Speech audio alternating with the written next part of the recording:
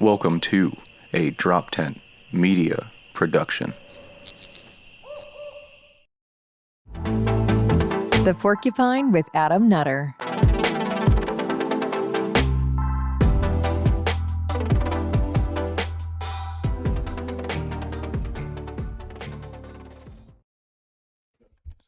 What is up, bitches? That's right, you're all bitches. No, I'm kidding. I love you guys. Welcome to the Porcupine. It is Adam Nutter, as always, your host. You guys are great. Totally love everybody listening to the show and supports it, and keep doing it. That's awesome. I guess this comes out in 2 weeks. So real quick for me, again, you can catch me at Adam Nutter on all social media. But I guess September 11th, oddly enough, is the next show at the Pop-In. Chalfont, PA, right outside of Philly. 2 shows, 7:30, 9:30 show. Pop in Chalfont, Pennsylvania. Get your tickets, droptent.com/events. These shows sell out, so get your tickets. And then I'll have other stuff, I'm sure, coming up. I just can't fucking think of anything right now. It's fine. Go to my social media for all my upcoming show dates, and I'll be places, like always. All right, it's enough of me.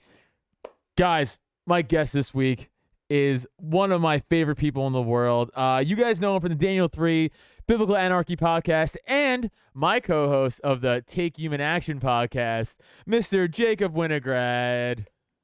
What's up, sir? Not much, Adam. How are you doing tonight? How are you, sir?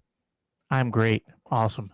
Happy to be here. Thanks for inviting me on. Yeah, dude. Excited. Fucking, of course, man. Of course, we do the Take Human Action podcast together. That's we start me, you, Rob Coburn, and Matt Rickline. Yeah, those are my favorite. I mean, like, I like that podcast more than my personal podcast. Like, I probably even shouldn't say that, but I don't know.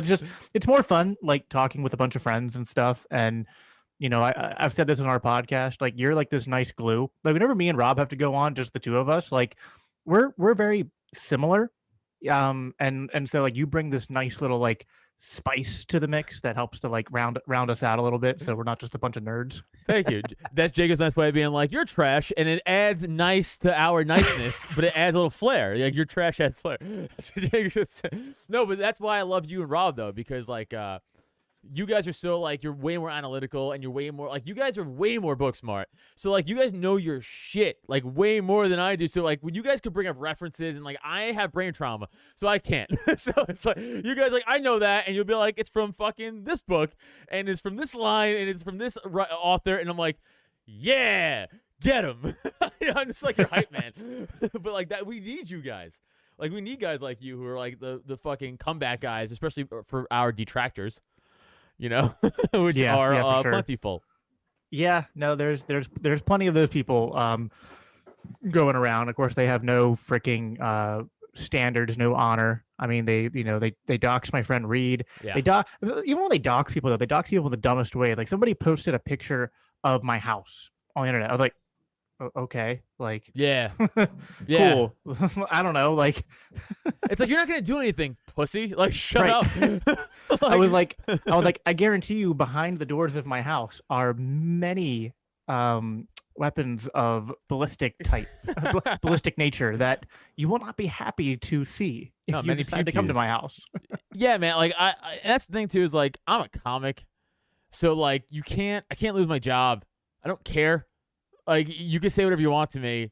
That's great. I'm still going to go do shows. I'm still going to do my podcast. Like, if you take a picture of my house, then I'll kill you with my bare hands. That's fine, too. Like, I'm also a sociopath who knows MMA. So, like, that's fine. Like, you want to go that route? It's fine. But no one's ever tried to dox me yet. But I mean, you know, we all get shit online constantly. Just from the usual. Yeah. Well, I've had people, I don't know if you saw, I shared it in the chat. Yeah. We have, like, a bunch of signal chats. But one of them, and it's funny because he talks about my podcast and he's like, oh, shitty Mises Caucus podcaster in his basement. And I was like, I don't know, if I have such a shitty podcast, you seem to be very obsessed with me, because he literally took a screenshot of me in my setting here and made a bunch of, like, graphics and stuff on it. And the best part of it was that this little Baby Yoda doll right here that my kids got for me, he called it a Yoda fleshlight. I responded with, I didn't even know those existed. So the fact that you commented, said it's a Yoda fleshlight, probably says more about you than me. Yeah, I know. I didn't want to give that account credence because I know what you're talking about, which I'm sure that account watches. I know it watches this podcast too. But I Suspended. He did get suspended. I know. I would see that shit. I love that shit. Like I wish you that to me. I would have had fun with it. I've been like, yeah, I'm a shitty podcast. Like, who cares? Like, it doesn't matter. Like, that what are you doing with your me. life? Right. Like, you know what I mean? Like, that's the whole thing. It's like, I'm not saying I'm like, like my shit doesn't stink. Like, I'm all that. It's just like, I don't know. Like, this is something I do for fun. Something that I'm doing to try to, like, put my message out there. Because I think everyone, honestly, like, if you care about liberty, if there's something you're really passionate about, then go start a podcast. Go do something to try to like, the world isn't changed by a bunch of people that have ideas in their head and don't try to put it out there, right? I mean, Thomas Paine, he wrote a tiny little book called Common Sense, and that had a huge impact. Like, there's no way he knew that was going to have the impact it did. So, like, but at the same time, that book wouldn't have been as impactful if there weren't a bunch of people who were inspired by that, who then went out and used their voice to go out and talk to the people around them, right? So that's all I'm doing. It's like, I don't think I'm fantastic. I just think I have a voice. I'm willing to talk. My wife says I never shut up. I was like, all right, well, I might as well, go in and talk about it online. And I see the impact it has. It's not huge, but I have people that care about what I want to say, the perspective I bring, especially people who are have similar backgrounds to me as being a Christian. I mean, I can't tell you, on a weekly basis, I get tagged on Twitter, on Facebook, and people go like, I think I'm a Christian and a libertarian, or I'm a Christian and an anarchist. And like, can you do that? And then people tag me like, yeah, actually you can. Here's this podcast you can go listen to. And I'm not the only one. There's a bunch of other guys that like that are out there. There's an Anarcho Christian podcast, the Bad Roman podcast, Godarchy, a bunch of other guys who are like me, but like, we have different spheres. Like no one's gonna hit and talk to everybody, right? Like, we all have different spheres that we can be effective in. So like, but what are you doing? Like, if all you do is just, like, your contribution is obsessing and shitting over other people, then, maybe you're just trash. I don't know. Well, yeah, I mean, there's something with that mindset, right? And it's like, it's not even a troll mindset, because it's like almost like a sociopathic mindset where, hey man, if I hate something, I don't spend my time watching it to criticize it. I just don't even know it exists anymore. Like, if there's a podcast I don't like or whatever, I'm like, yeah, I just don't pay any mind to it, because that's what you should do. The fact that these people are oh, I'm sorry, but this is hilarious. So my co-owner of my network ran out to get a coffee, and it started raining, and he is legitimately soaked. That's so fucking funny, dude. Thank you for your pants are service. Sagging from rain? That's so funny. That's so funny. I'm so happy that happened to you. My coffee's wet. It's unacceptable. This is the first time I've ever said thank you for your service unironically. Yeah, thank you for Kudos your service. to you, good sir. You're a hero. It's wet, so that's fine. I'll dock you a pay, but it's fine. We co-own this. I'm kidding. All right, that's so fucking funny. All right, what the fuck did I say? Detractors. Wet. He's wet. So all I can think about was how wet he is now. That was so fucking funny. Oh, god damn it. That's not important. All right, Jacob. This was the question I did want to ask you though. What brought you to the LP? Like, not even the LP, because I shouldn't say the LP. What brought you to the Liberty movement? I'm sorry. Like, just what brought you to the whole Well, the idea answer of Liberty? it's the same answer to both. It was the Mises Caucus. It was people in the Mises Caucus, individuals. Like, it wasn't like the abstract, like, oh, the Mises Caucus exists, but like, it was the Mises Caucus existing and organizing these people, and then those people being motivated to go out there, be involved in the LP, be involved in Liberty meetup groups in my area. And so I met Michael Heiss, I met Luke Enser, I met, all these people that we run with now, and they're the ones that brought me. I mean, I was already kind of looking into it, and that's, I was a Bernie Sanders supporter back in 2015. So, I mean, I actually have more of a left-leaning background, but and I'm ashamed to say this, but it's just the truth, so I have to say it. The first crack in like my leftist ideology was actually watching a debate between Cenk Uygur of the Young Turks and Ben Shapiro. And say what you want about Ben Shapiro. I mean, there's a lot of things I disagree with him on today, but he's really good on the economics, at least. Yes, And I so agree. because he challenged my understanding of economics from that left-wing perspective, it just got me more interested into hearing more right wing or center or even libertarian viewpoints. So I started just absorbing a lot of things and watching people. I from Ben Shapiro, I found Dave Rubin. From Dave Rubin, I found Joe Rogan. And Joe Rogan, that's how I started listening to guys like Dave Smith and Tom Woods.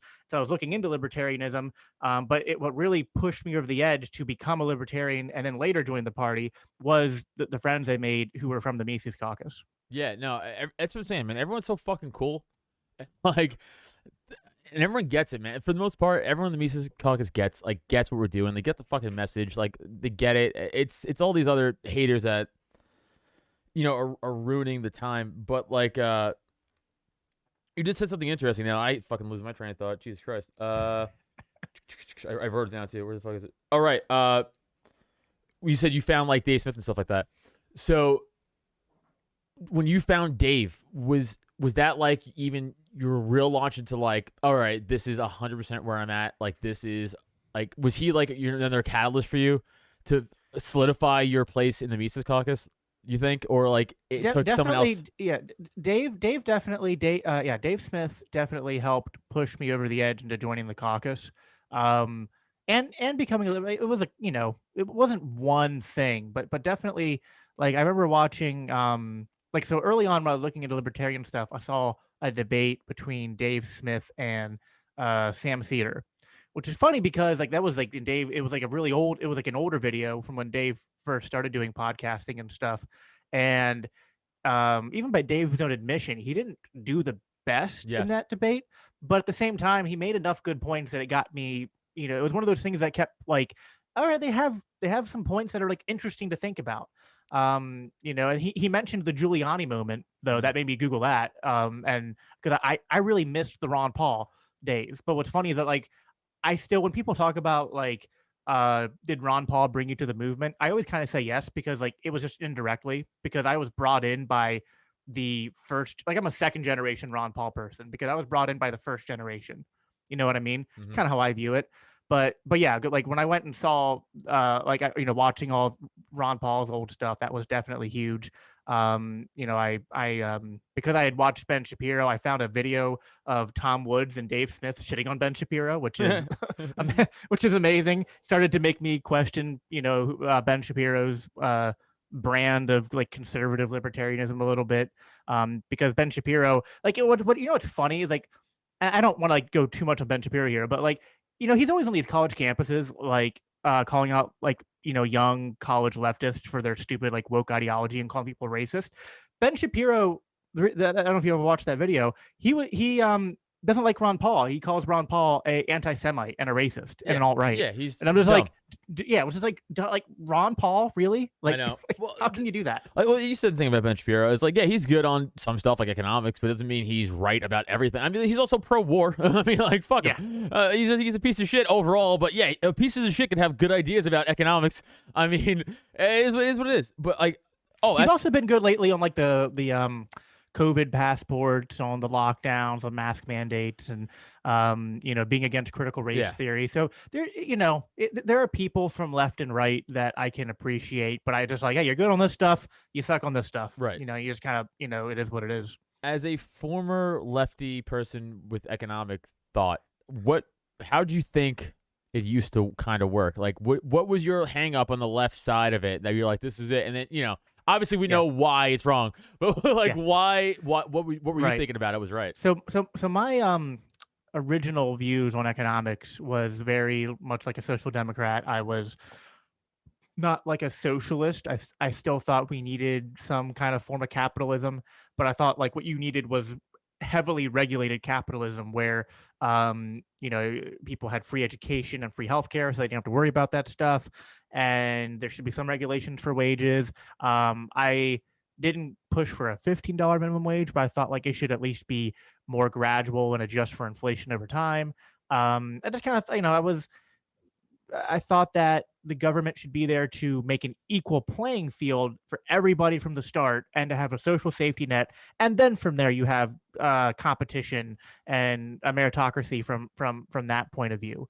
But what what Ben Shapiro started to do, but then a lot of other better libertarians who had even better arguments started to crack in my mind, was really showing the problem of scarcity, and understanding how economic calculation comes into play. How like trying to centrally plan, really the whole thing is just, if you believe in central planning, then you'll always try to mix your capitalism with your statism, because you're always like, okay, free markets are cool, but like we can make them better. But the problem is central planning just doesn't work, because you can't one person or even a group of like 5 or 10 or 50 or 100 people, they just can't like accurately understand even like one, like forget the entire economy. They can't even centrally plan one corner of the economy. You know what I mean? Because it's just like they're not going to know enough about it. They're not going to be able to predict prices. They're not going to be able to predict human action, right? The Mises term. They're not going to be able to. Humans are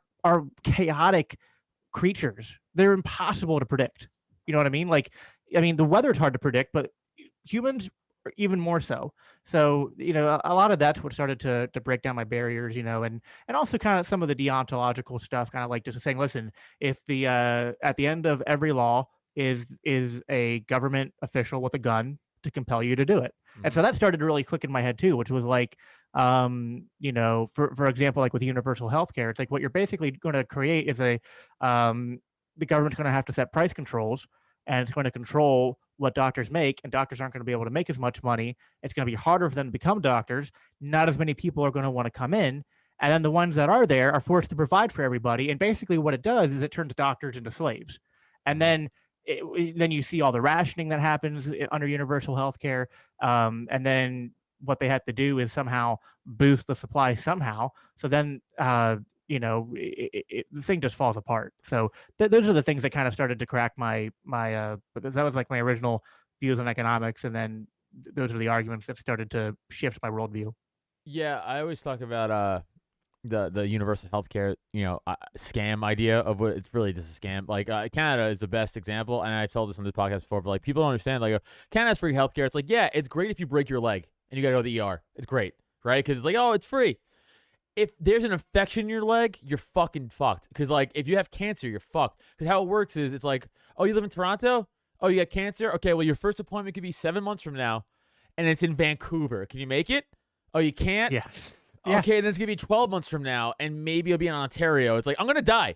I'm going to die of cancer. So that's why a lot of Canadians, for any major disease or illness, they come to America. They don't go to Canada.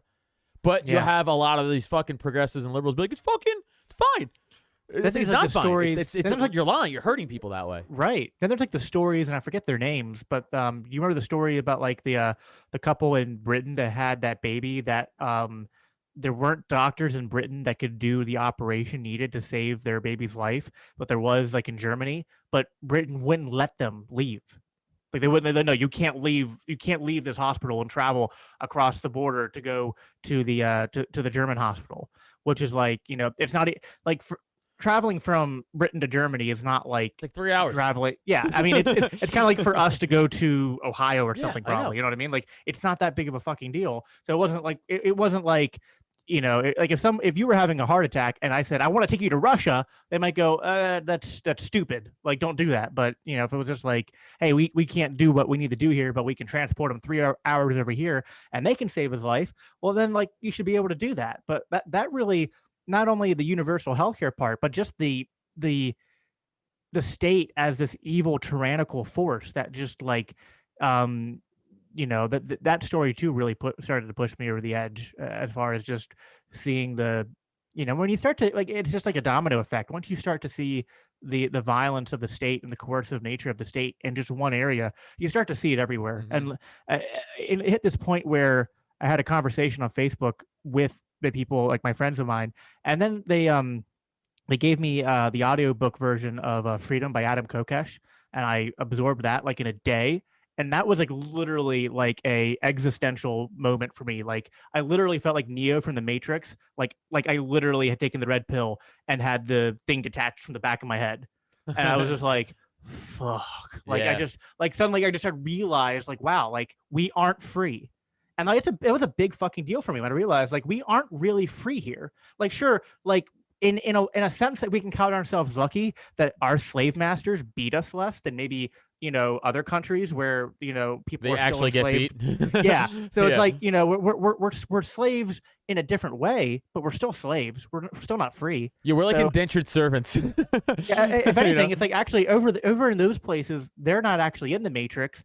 It's just like they're literally enslaved by you know this force, whereas we are actually put into a matrix, to like the simulated reality to make us think we are free. And so you know what I mean, like with all this talk of like American exceptionalism and the reframing of history from like the American Revolutionary War to the Civil War to even World War I or World War II. I mean, it's just once that reality all cracked for me, I mean, it was, yeah, I was like, I was like, hey, maybe Alex Jones isn't fucking crazy. Like maybe there are, I was like, interdimensional aliens that are gonna come down and put lizards into people. Like I don't know, like it doesn't sound as crazy anymore now. Well, dude, the thing with him is like he gets so much shit on because he's a fucking character, right? And like the Sandy Hook thing, but he's been right a bunch. Yeah. And like it's undeniable. I mean, the agent provocateur thing might be the biggest one. Where you have all the FBI agents in the Occupy movement, which was true. That's true now. Right. It's a Yeah. fact. But he said that back when it was happening, and they're like, "You're crazy. The federal government wouldn't make a peaceful riot violent. No, they 100% would to make an agenda. What are you talking?" Right. And then he was like, "They're doing this," and they went, "You're crazy. Shut up." And then what? 2 years go by, and they're like, "We actually found out that the feds had guys in peaceful protests smashing windows."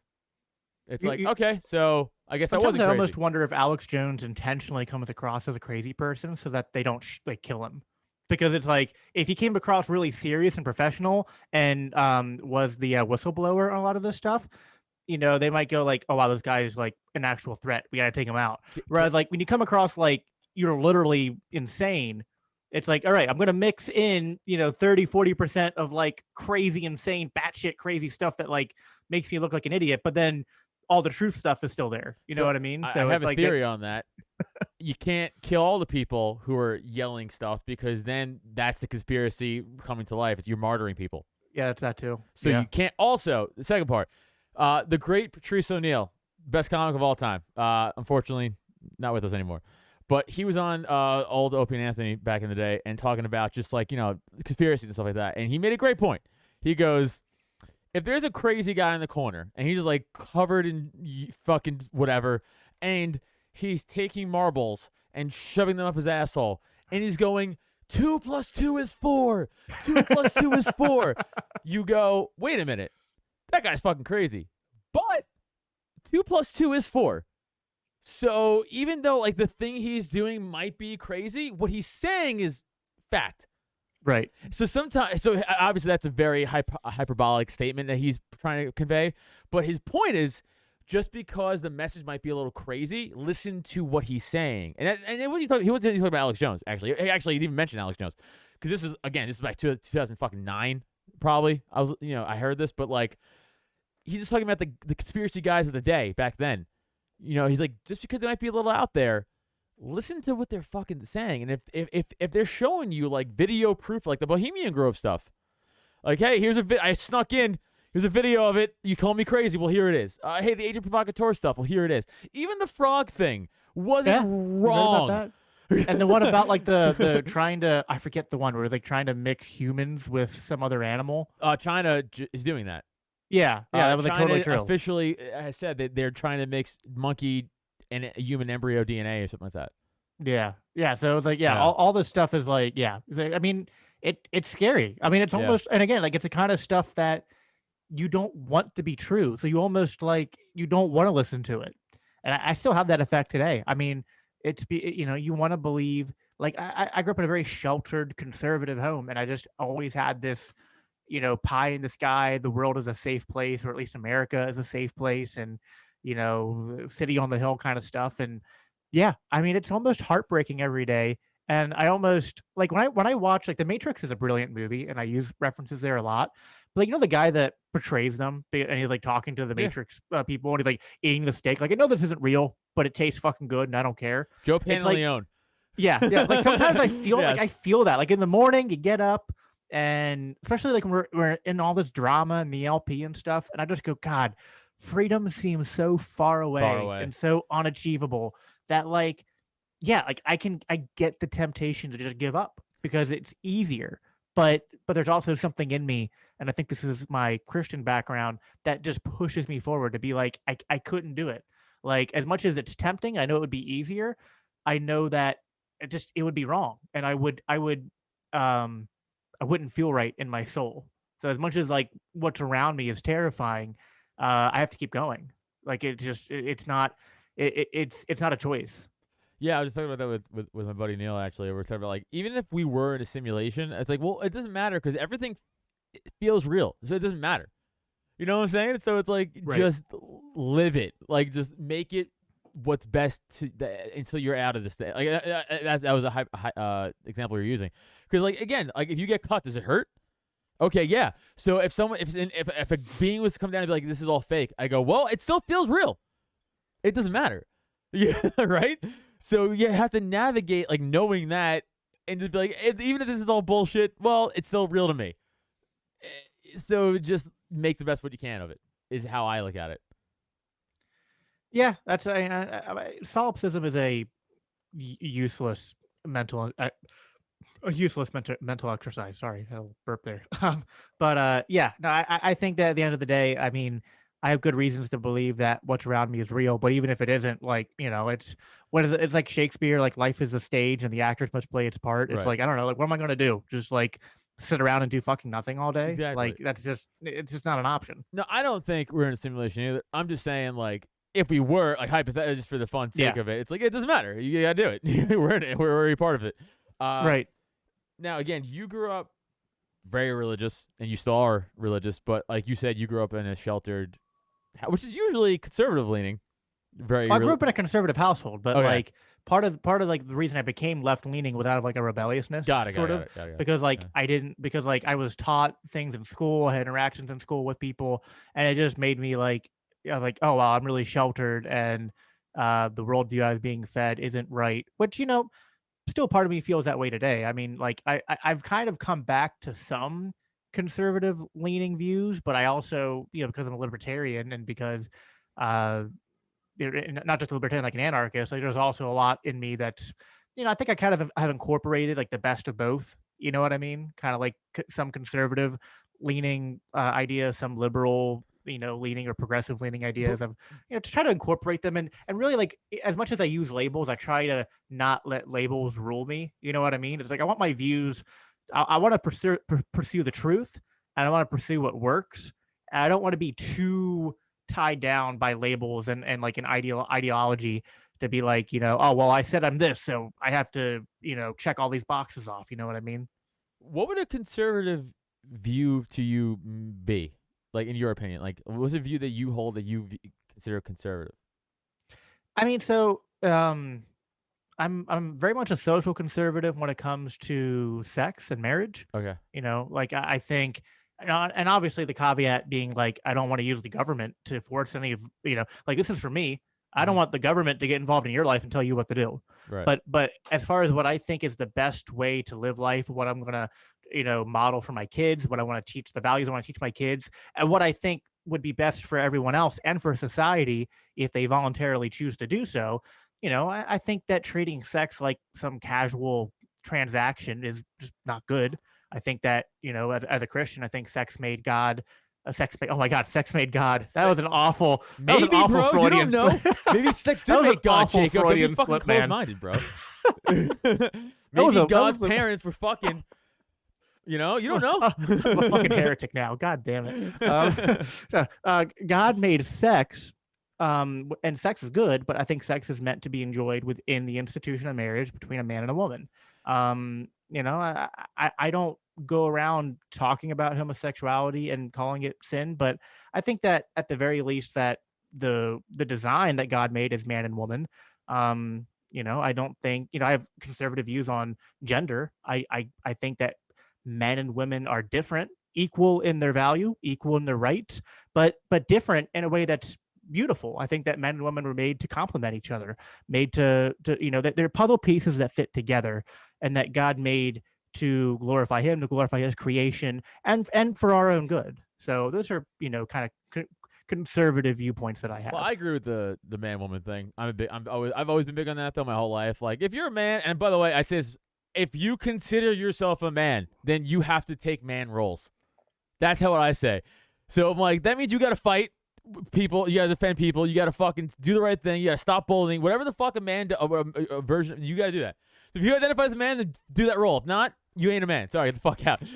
But like, I'm the whole sex, because I'm not religious, right? Like, I did go to Catholic high school. I am technically Catholic. I was baptized, confirmed, communion, whatever the fuck. I did all the stuff. I did all the Catholic stuff. My wife, Catholic school teacher, right? But she's in her own right. It's not whatever. I don't want to speak on her behalf, but like, sure, the whole sex thing. Like, in my 20s, I was a piece of shit. Like, I was like I a lot of random chicks, a lot of one night stands, and I think that fucked me up. So I agree with you. Like, not to the point of marriage. I just think, like, maybe don't fuck everybody. Right, yeah. Like, if you have a girlfriend, like, it's like a long term, like, yeah, dude, have sex. That's crazy.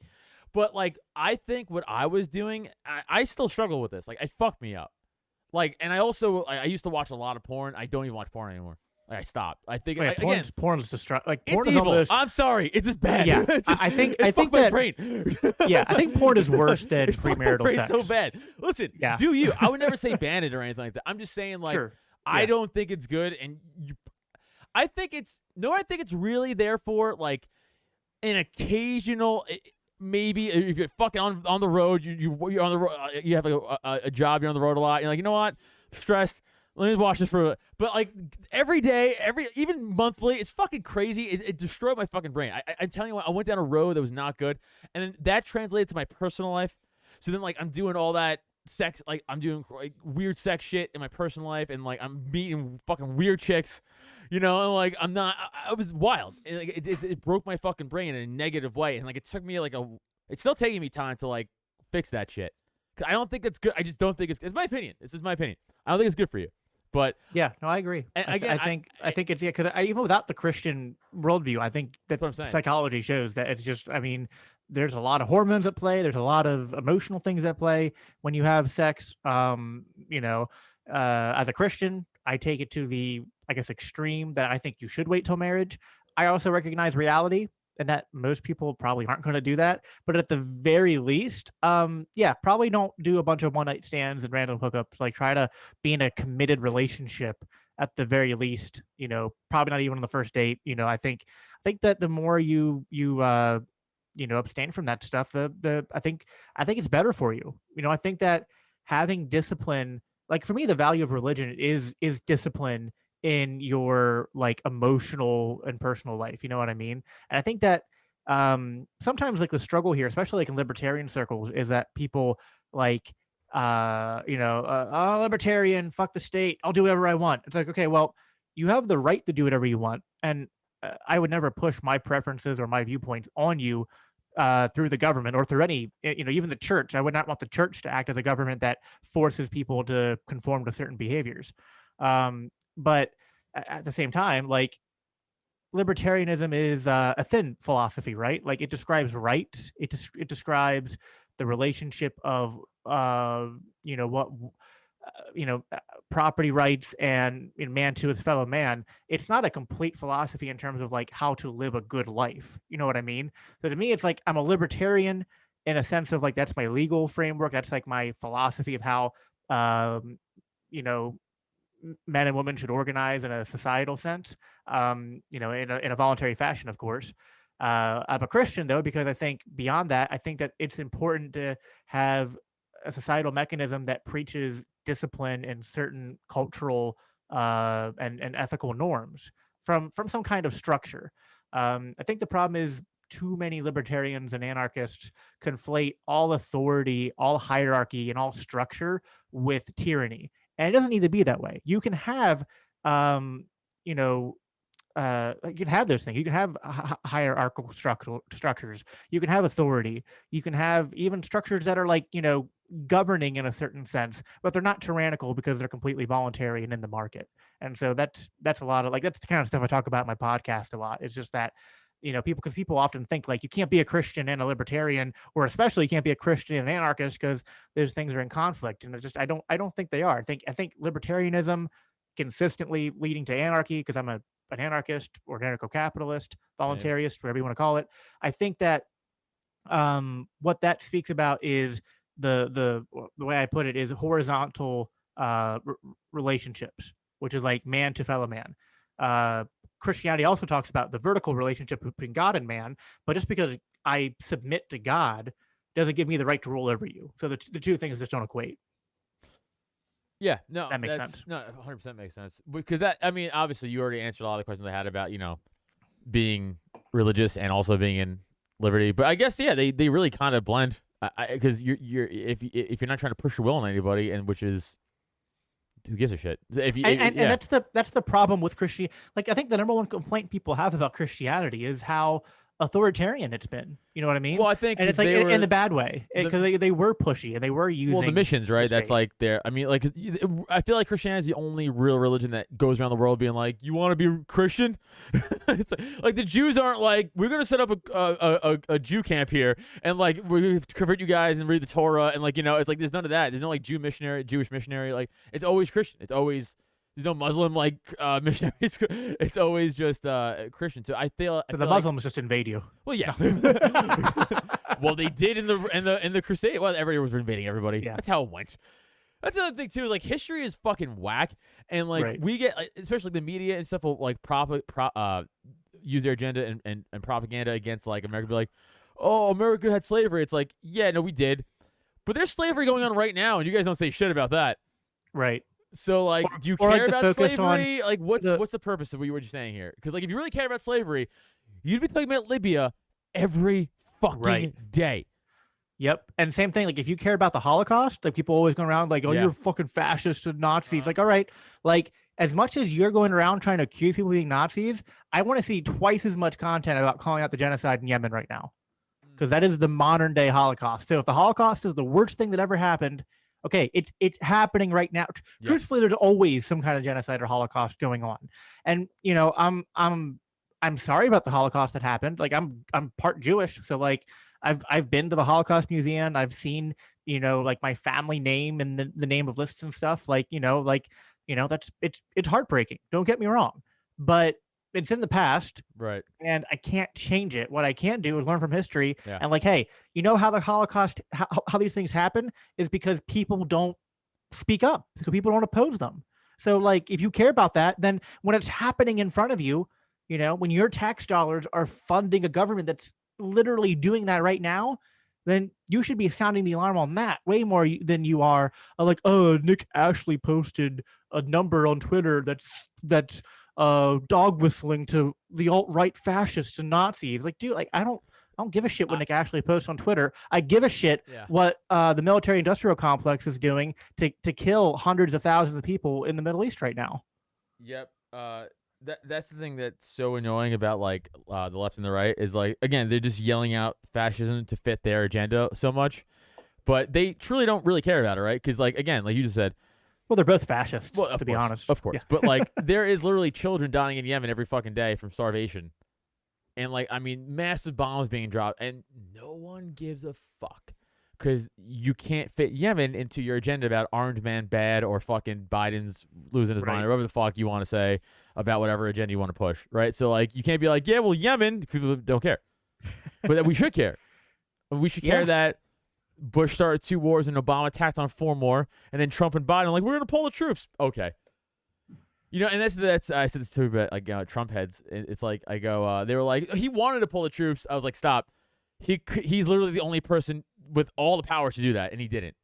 So, like, stop with it's always, I mean, maybe. I always wonder how much of the deep state has true control over that, and like, I think like, even if I was gonna with all of them.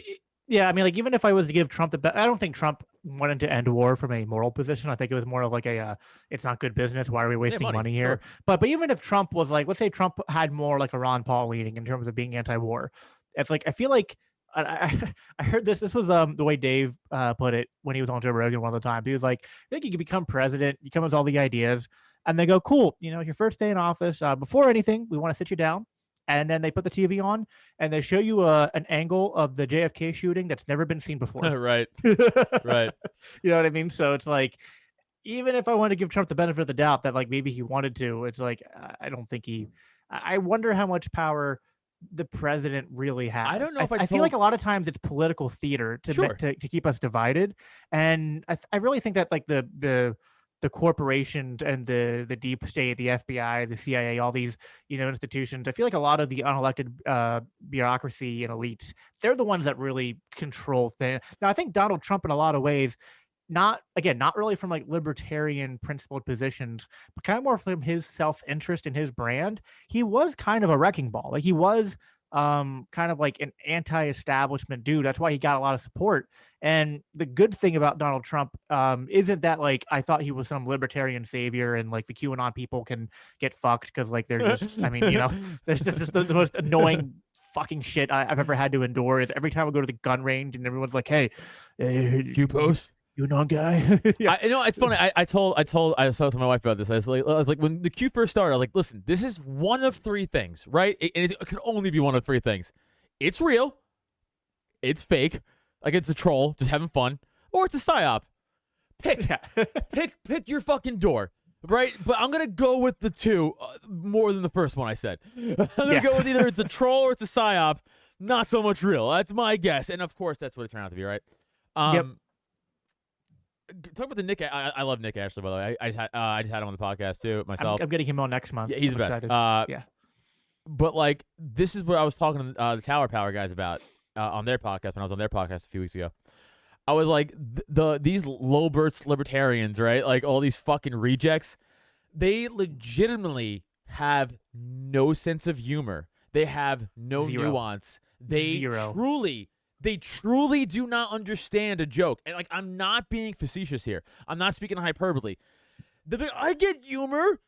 You actually do not. I'm a comic. I'm telling you, you don't get humor. And you're like, you're not funny. Fine, that's fine. You don't think I'm funny. But I do understand where jokes are coming from. I do understand context. That's fine. You can think I'm shit. I don't care. But like, the fact that like we are now, so I do too. We are now in the sense of like, now we're just making fun of you guys because it's so fun. And like, you deserve it. Sorry, but like, I'm not gonna stop. Yeah, and like, they don't understand. Like Nick Ashley and a lot of these people, they wouldn't be posting on their Twitter like that whole like 5,999,999. Like the reason they did that is not because they actually care about that. Like in a vacuum, they would not be posting it at all. Never. They're doing it because they know it's going to drive you fucking crazy, and like you're entertainment for them. Like this is where like. If you're going to complain about trolls, you need to also complain about the people who feed the trolls. And no one feeds the trolls more than the fucking loser brigade. Like they are half like I love Nick, but I feel like the reason Nick has as much of a following as he does is because of the loser brigade. Yes. People like that. You know what I mean? Like they fuel, and then but like there's a brilliance to it because so like I've been on both sides of the troll argument where like for a while I wasn't offended by it, but I kept on telling people like, can we stop wasting our time with this? Like, this back and forth. It's a waste of time. It's distracting. Let's focus on the stuff that matters. And this isn't a good look. Like I was like, I'm not offended by it, but this isn't a good look for libertarianism if we're trying to like, get more people to buy into it. And I still have some sympathies to that point of view.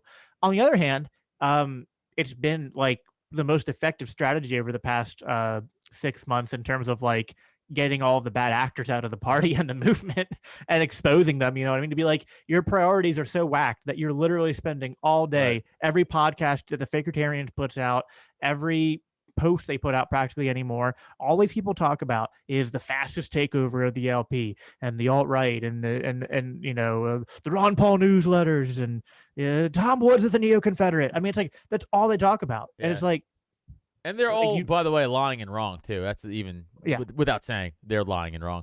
I want to go on faketarian so bad, but they'll never have me on because, and I mean this, Jacob, if I ever get on that podcast, I would just trash them until they remove me from that StreamYard. Because Nick and I talked about this. Here, I'll get you on because they want me on. So what I'll do is I'll tell them I'm only coming on if Adam comes on with me. Okay, yeah. Yes. We'll do it. But Jake, I'm gonna get kicked out. I'm telling you. I won't curse. I won't even say anything. Like, I'll just trash their looks. I'll trash their weak status. I'll beat the shit out of them verbally, and it'll be fun. And I'll get a bunch of new followers out of it. But I also don't want to give them the views. Is the other thing too. I keep going back and forth because like they invited me on a while back, and it had been a while. I've been on once before actually. And I hadn't been on in a while. I thought, maybe it's been long enough. It's time to go back on there. And, I don't want to debate them constantly, but once in a while might be effective. But then when Josh and Nick went on, I was like, I can't follow that up. That was beautiful. No, well, that was such an epic roasting. So this is what Nick and I were talking about. If you do their show, the whole purpose of your job is to make them look like a joke. If you go in there with an ounce of serious debate, you lost. Right. You lost because they're not looking to debate you. They're not. They're looking to try to poke holes or try to call you something that you're not. They're not really there for intellectual debate. So if you want to do their show, which I would love to do with you now, that's a great idea. I'm going to go on there. I'm going to embarrass the fuck out of them. That's what they deserve. They deserve an embarrass. Like, that's all they are. They're there to get embarrassed because that's what you deserve. You don't try to better yourselves ever. So I'm going to keep making you realize you're a fucking joke. And that's the other thing I was talking about. Like, when your other side of the troll argument, where you're like, oh, come on, let's let it go. I think you shouldn't get engaged in it. I think like Rob, like guys like Dave, he's too beyond it now, right? But like it's too important to not let go because then the narrative could switch. If no one's combating the narrative, then their narrative could win. So you like let guys like Nick, like guys like me, like guys like the fucking like Fat Dave. We'll do it. I'll do it. I'll shit these guys back because like I'm not I'm not running for fucking office. I'm not running for anything. Like, let me be the soldier in the streets so you guys can actually promote the message to the regular person, and I'll combat these fucking idiots. Because we need people like both of us to do that. I think they both help, like you said. That's how we grew. Because people saw them attack us, we would troll them, and then they would just start cursing and doxing, and people were like, fuck these people. Like, yep, that's it, we won, thank you. Yeah. Because we just don't take them seriously. Well, like that actually, when you asked me earlier what got me involved in the party, it was partly the Mises Caucus and Dave. But so I became an anarchist very quickly after I became a libertarian. But because I was an anarchist, I was very anti-politics. And I was like, what's the point of the LP? I didn't get it. And then I had some criticisms about the Mises Caucus because I was like, sometimes you guys seem to come across a little bit too like antagonistic, and I don't know why you guys are always like, you're acting very tribal. But then I started to actually I joined the Vegetarians discussion group. I started to pay attention, and then I saw these assholes go after Josh Smith and his family. I saw these assholes going after Michael Heiss and all these innocent people and being just absolutely disgusting human beings to all these people. And that's honestly part of what pushed me over the edge into joining, was going like, turns out you guys actually weren't the ones being tribal. Like you were. It's kind of like when you show up. Like in high school, you show up and you see someone punch your best friend, and so then you're like, like the other way, like you show up, you see your best friend punching someone, like, dude, chill out, and then like you miss the context of like just before then, like the guy he's punching like slapped his girlfriend or something, right? And, like if you had seen the context, you would have jumped right in, but like I didn't understand the context. It took me a little bit to catch up to it. Then when I finally realized, I was like, oh, you guys were just punching back at these dickwads that were being like absolute trash to you, and yeah, it's kind of deserved. I mean, I'm always like, as a Christian, I have more of like a peacemaking attitude. Jesus taught like turn the other cheek, don't overcome evil with evil, but overcome evil with good. And like I tried that I tried that for months, even after I joined the caucus. I tried to reach out to these people in good faith and be like, why do you guys hate us? Why are you guys going after Tom Woods? Why are you guys going after Dave Smith? Like I just don't understand it. I kept trying to engage them on like that intellectual good faith level, and it got me nowhere, except they actually started coming after me and my family. So then I just kind of like, I snapped kind of in the way that Josh snapped. And I was just like, there's no point. These people aren't, you can't, I was like, you know what? Like you just said, turn the other cheek, but I think like he didn't say turn the other cheek and then do it again and then do it again and then do it again Yeah. and just sit there and get slapped Like endlessly. a fucking Three Stooges routine, dude. Right. It's like, at some point you're allowed to like back up and stop letting them slap you in the face. And at some point, I think that you are allowed to strike back to a certain extent. Hey, I believe from my previous Catholic school knowledge, didn't Jesus fuck up some shit back in the day? Flip over the whole the market. He was Jesus turning the other cheek when he chased the money changers out with whips from the temple? Pretty cool. Like, so to me, it's like now, like Jesus wasn't actually committing violence. So like, I obviously am not advocating for violence against people, but sometimes you have to use some harsh words and get a little animated and pissed off. And when people are when you're confronted with evil or people being corrupt or people being disingenuous, you sometimes have to approach that in a way that's like, I'm going to expose this. You know what I mean? Yeah. And there's utility to, but sometimes there's utility to sitting there and taking the shot, and that can expose it. But sometimes it's also like you need someone like you or like Josh or like Nick to just roast them and be like, Jesus roasted the Pharisees so many times and called them like, you sea of vipers, and a bunch of other things I can't remember. But I mean, people have like repainted Jesus to be like this meek, weak, it's like white Jesus, right? Like long blonde hair, and he just walk like hippy dippy Jesus, just like everybody should just love. I call him Shaggy Jesus. Yeah, Shaggy Jesus. Yeah, and like no, like Jesus was actually probably like this like huge Hebrew dude, like he was a carpenter, right? Right. He probably had like these big burly hands, and he's probably like fucking ripped. He's probably like John Cena, right? Just coming in, but like instead of John Cena, like it's fucking Jesus, putting people through tables and shit. That'd be sick. Yeah, it's just like I'm from Staten Island, dude. So like, listen, growing up, if someone shit on you and like embarrass you or like put their hands on you, hey man, there's no like, don't do that. There's like, all right, we're fighting now. Because I can't let you make me out to be a bitch in front of all these other people. Because then I'll forever be a bitch. Like, do you understand? Like, that's how that works. So just, it's the same with the Mises and these fucking loser brigade. They're lying about us and they're making us look like a bitch. And if we just sat back and went, that's not true, don't say that, then everyone's going to be like, look at these fucking pussy racists. Like, but we're like, no, actually, that's not true. Also, grow a chin, you fucking loser. Lose some, or whatever other insult we could throw at them, because we have to defend ourselves. Because people see that and they go, "Oh, they're getting attacked. They're defending themselves, and these people are also then doxing the people they're attacking.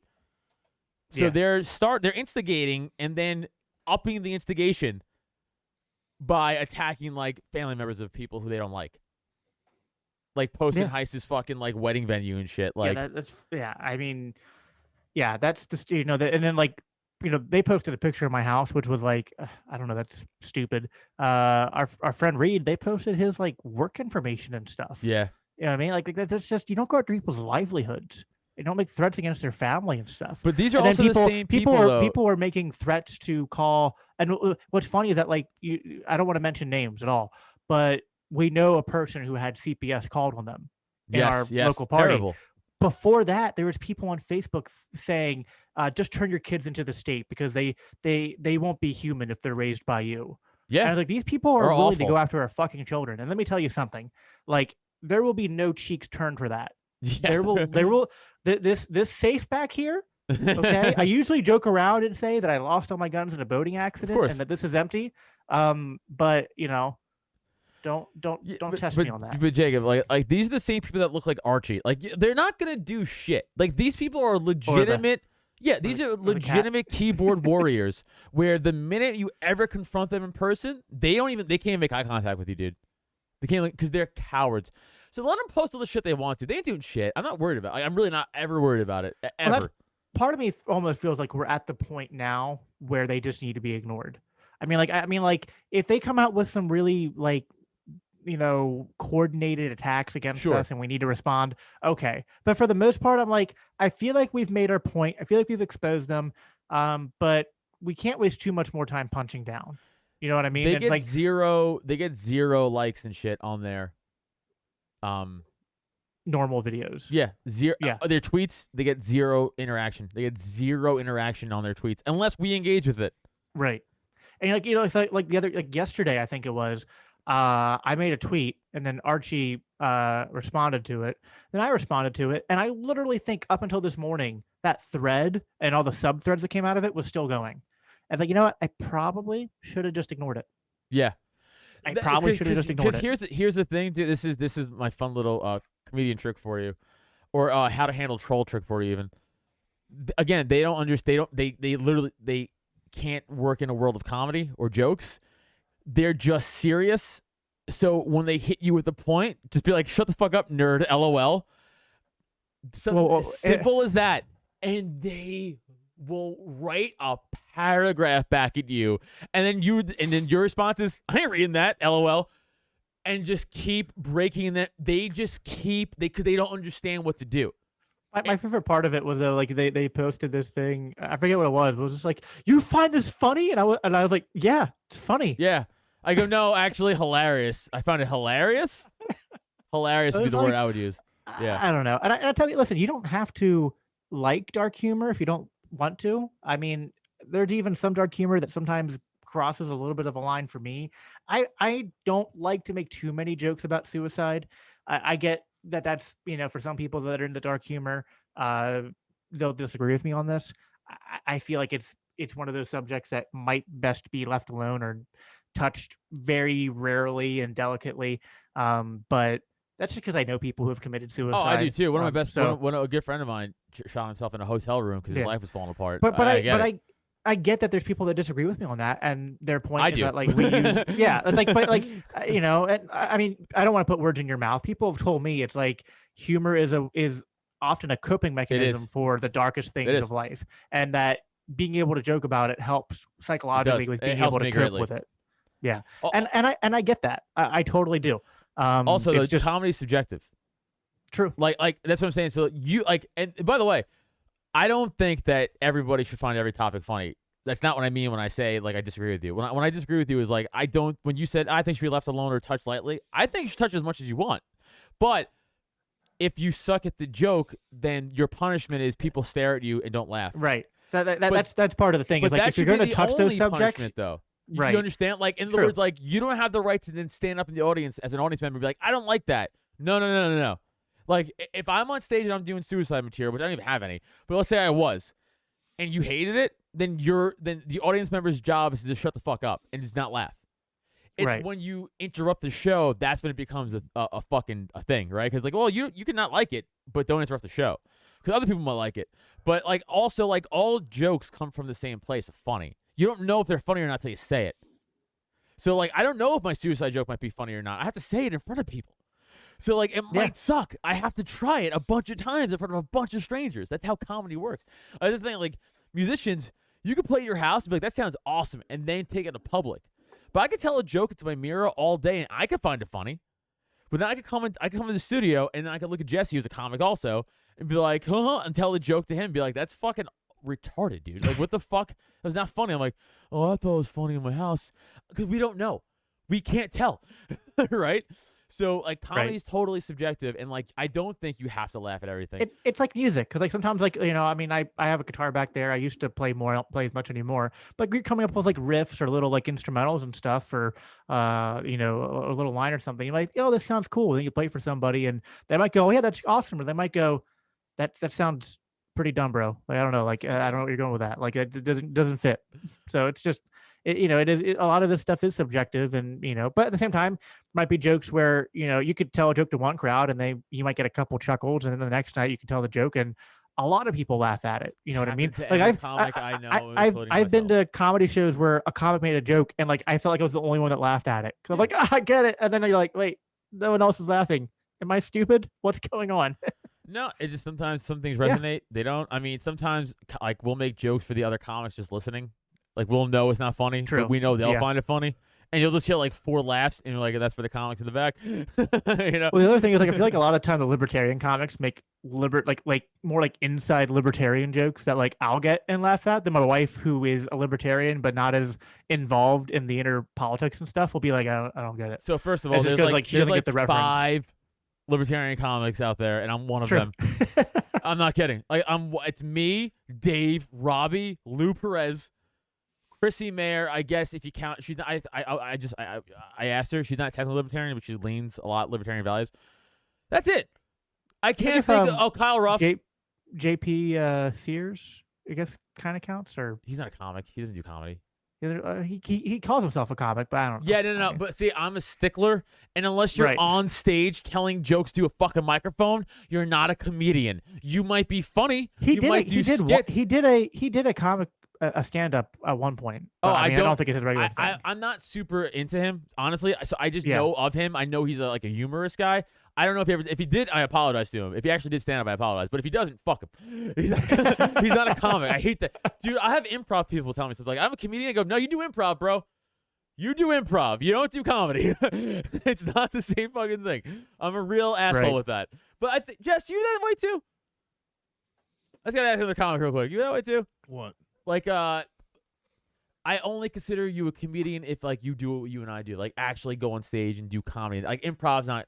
Like, yeah, I mean, yeah, for the most part, yeah. I mean, if you're a stand-up comedian, yeah, you're like going out there. Yeah, like I don't consider improv stand-up. Like if you're an improv guy, you go, "I'm a comic." I go, "No, you're not. You do improv, right?" Like, is that fair to say? Yeah. All right. Unless they actually do. Right. Yeah, they have to do it. Yeah, have to do it though. Right. That's what I'm saying. Yeah. Yeah. Yeah. Totally. So unless you're doing it, but like that's the thing too is like I don't really talk about libertarian stuff on stage because like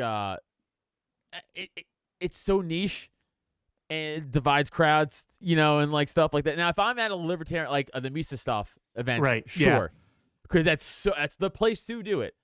But, But like when I played that for her, it was like half the stuff she laughed at, and half that she was like, "I don't get it." I was like, "Yeah, it's because like the joke's kind of oriented towards like our crowd, and like, you don't understand like the inside reference or just the context of it." Are you going to the Virginia thing, October 2nd? I don't. What Virginia thing exactly? It's like the Mises thing. Yeah. I don't know. I wasn't planning on it, but now I might have to because I was originally trying to go to the Tom Woods event, but I can't make it to that because I have something else I'm doing that day that, believe it or not, is more important than going to Tom Woods thing. So it's I'm not gonna say it because I don't think he's announced it yet. But yeah, because I'm not doing that, maybe I'll try going to that. You said October 2nd? Yeah. Me, Robbie, and Dave are doing comedy at the after show party, which is fun. Yeah, I'll check it out. That'd be cool to come down. All right, I'm getting the wrap it up symbol. I think we've been going for a bit. So let me ask you this then before we go. Where do you think like the Mises Caucus will be in 2 to 4 years from now? I mean, a lot of it depends on what happens in national next year. If we get done what we want to get done in national next year, I think by 2024, I think most likely Dave with Maz or whoever decides to go, whoever gets nominated to go with him, I think he'll be going around, touring, doing his campaign stuff. I think the Mises Caucus is slowly growing in recognition. Mike and Dave are going on 10 poll soon. Yeah, it's cool. So, I mean, I think that the Mises Caucus is going to, not become a household name, but become more popular, more recognized. I don't know. There's so much uncertainty, but I do see the Mises Caucus taking over the LP. I think it's an inevitability at this point. I think in a lot of ways we've almost de facto maybe not like completely taken it over, but I think we now have a more like we have a pretty sizable control over enough affiliates that it's at worst it's like 50-50, but I think that we have more of an edge than the people who are in non-Mises are. So I don't know. It's going to be interesting to see what happens because we've been in such an adversarial mode. It's going to be like if we get to the top of the hill and then we get Dave to do his campaign thing, it'll be interesting to see what comes next once we're kind of like we are the ones in the steering wheel, right? What we have to avoid is we don't want to become the old guard. You know what I mean? And like I've heard a lot of people make that criticism. Like Matt Erickson says, like, well, the Mises Caucus is going to take over, but they're just going to revert back to being the old guard and the Sarwarks. It's like, well, we can't do that. I don't think we will either, though. Honestly. Yeah, I don't think we will, but it is something to be concerned, aware of, of a danger, because like once you get there, then there's like that temptation to be like, because there has to be a change of strategy like when you go from focusing inward at the LP to focusing out, you know what I mean? But I think we have to stick to what got us here, you know what I mean? So I think if we stick true to our roots and continue the path forward, I think we're going to start seeing, like, I think the Mises Caucus has a lot of great resources and strategies to make that idea of the decentralization revolution a thing. And I think you're going to start seeing the Mises Caucus referenced more, probably in negative ways. We're going to start seeing some more hit pieces from the mainstream media and stuff. People, saying, because like we push decentralization and secession. Yeah, Like I know some libertarians don't like to talk about it, but we push secession. They're fucking losers. Yeah, but you know what? That's going to become more mainstream, and we're going to have to start taking those hits. Like if we can't put up with a loser on Twitter calling us a neo-Confederate, Right. trust me, New York Times is going to throw that at us 10 times more. By the way, we got to be ready. I can't wait for them just to play all the Legionist Gang clips. It's going to be fun. It's going to be really funny. But Dave has the most brilliant comeback. I know. Which is like, well, listen, I made some dumb jokes on a podcast. You guys drop bombs on children. No, he's right. He is right. So, but it's just gonna be funny. We can go eye for eye, tooth for tooth. It's just gonna be funny with all the out of context clips because they're all gonna be out of context, right? Every single one's gonna be out of context. But it is gonna be, as a comic, I'm like, that's gonna be funny. It's gonna be funny to see them just try to drag him. No, but of course you're right. All right, interesting. And I think you're right too. I think hopefully the way things turn out next year, which I think will be in our favor, I think we're on a real path to something great, which is awesome. Jacob, tell everybody where they can find you, all your social media, and your podcast, and all that stuff. Cool. Twitter at Biblical Anarchy, Facebook Daniel3 Biblical Anarchy, and then my podcast is on YouTube. Same thing, Daniel3 Biblical Anarchy, and I'm on just about any podcast platform you could find: Spotify, Apple Podcasts, Google Podcasts. I'm on like 7 or 8 different ones that I've never even heard of before. So odds are if there's a podcast platform you use, odds are if you search for me, I'm on there. But yeah, you can go check me out at those places. Awesome. And you guys know where to catch me at Adam Nutter and all this stuff. Please subscribe to this channel, youtube.com/AdamNutter. That'd be very cool. And rate and review on iTunes and all that good shit, and sub all the other stuff. Again, coming out September 11th to the Pop-In 7:30, 9:30 shows, droptent.com/events. Those tickets will sell out, so please get your tickets now. All right, Jacob, thank you, sir. And, of course, I'll listen to our podcast, Take Human Action podcast, that we do with Rob Calburn and Matt Rickline. Check that out, too. Yeah, absolutely. Yep. It's a fun time. All right, guys. Peace. Thanks for listening. Find Adam on social media, Twitter and IG at Adam Nutter, or Facebook and TikTok at Adam Nutter Comedy. And for podcasts and merch, check out www.droptent.com. Don't forget to rate, review, and subscribe so you never miss an episode.